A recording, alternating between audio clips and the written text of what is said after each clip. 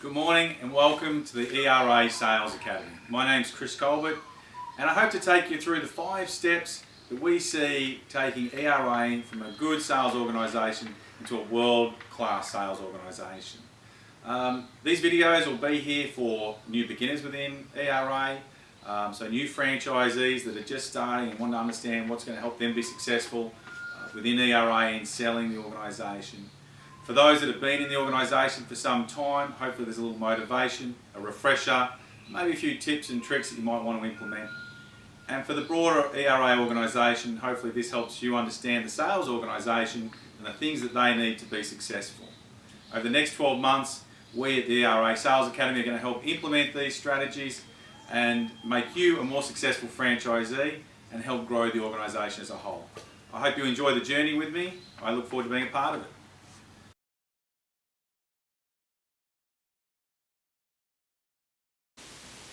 Welcome back to the ERA Sales Academy.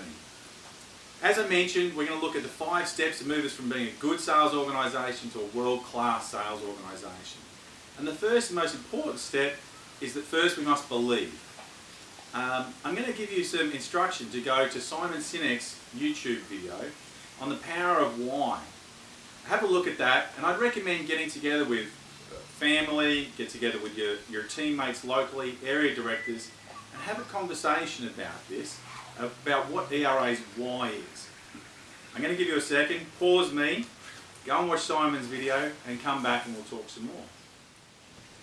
So as you can see from Simon's video, one of the most important things we're wanting to achieve is to find customers that believe what we believe.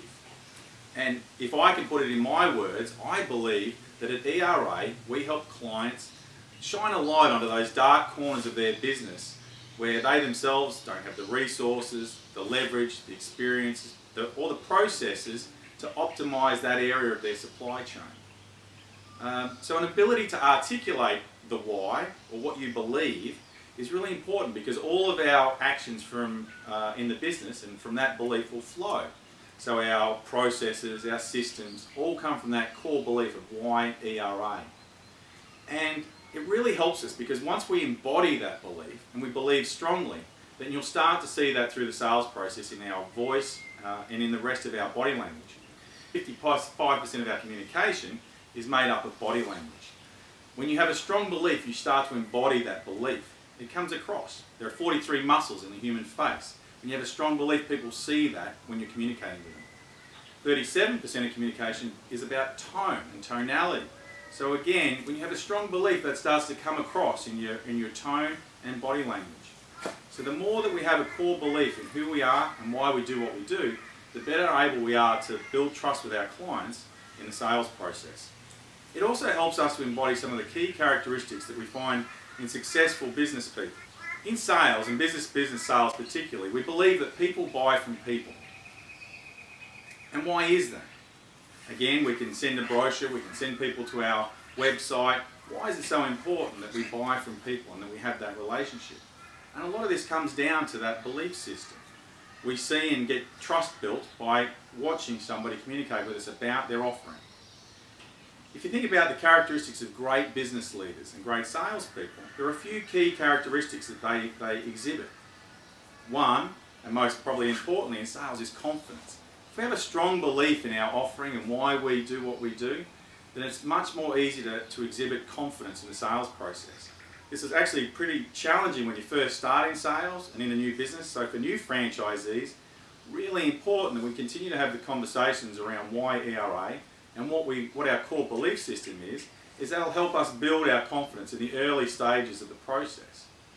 And for those that have been in the business for quite a while, often you can have a dry spell or a dry run. You certainly get knockbacks and that can damage your confidence. So again, consistently talking about and revisiting that core belief of why we do what we do will help us build our confidence. The other thing that it does is it gives us a lot more persistence. And ultimately sales is a game of persistence. One of the hardest things for new people into the sales process and new franchisees is getting no's. I think if you can better understand your core belief and why we do what we do, you're much more able to keep on knocking on those doors, keep heading to those networking sessions and developing your prospect base because you've got that core belief. That belief being that we're there to help clients. we're going to uncover and shine a light on those dark corners. So having that core belief is really important in maintaining a persistent approach to prospecting and your sales. The other thing it does is give you resilience. The most common challenge that people find in sales is they find it really difficult to get told no. And it hurts. As human beings, none of us like to hear the word no. But you will hear it quite a bit in sales.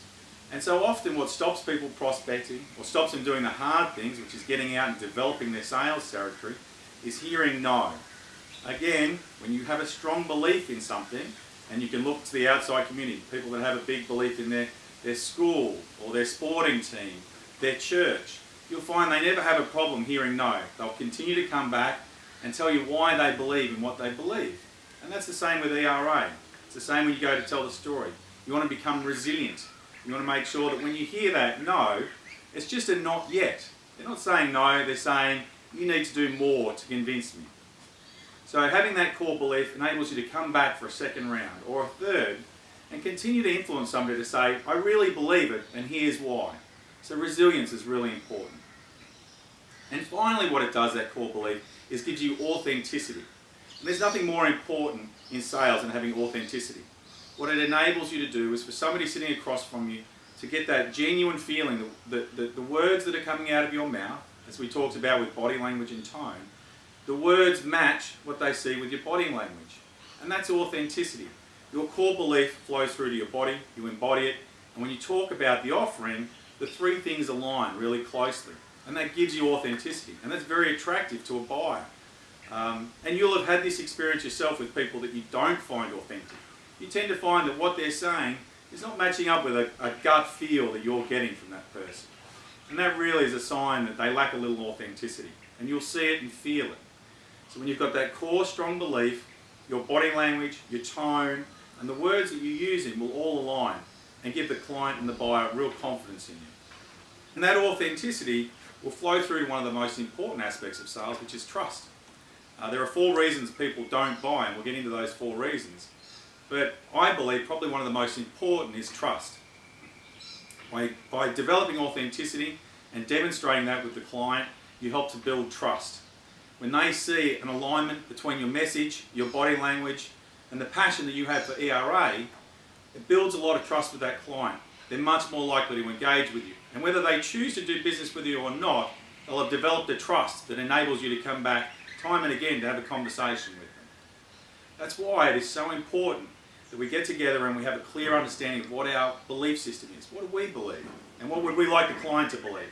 I believe that is that those dark corners exist, and at ERA we want to shine a light on them. First step, we must believe.